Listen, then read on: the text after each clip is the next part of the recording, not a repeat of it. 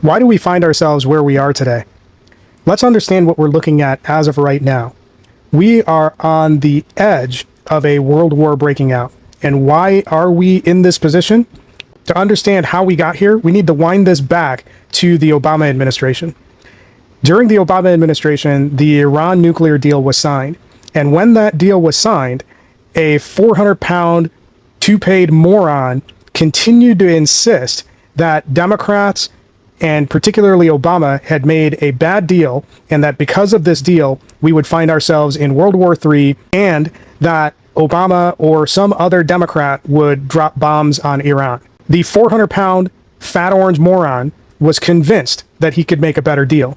So when he won the election, he decided to unilaterally back out of that deal and tear it up because he couldn't stand the idea of a black man showing him up on the world stage. He thought that he could get a better deal done. And what have we seen since that guy ran his mouth? Nothing. We've seen the world drift into chaos. This was a person who thought that he could end the Russia-Ukraine war.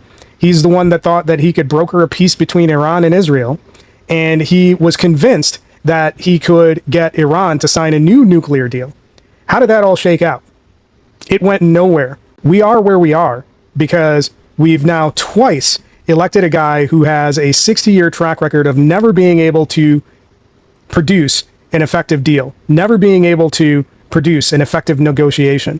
This is somebody who bankrupted a casino and a liquor company, and we gave him the nuclear code. The other thing that we have to consider is that the reason why we are where we are is because this guy got embarrassed on the global stage. He held his little military parade, and he thought that it was going to be an overwhelming show of support, and you could almost see the tumbleweeds go across the street. That's how empty and poorly attended it was. In fact, his supporters thought it was a better use of time to try to run over protesters in the No Kings parade rather than show up at his weak-looking military parade.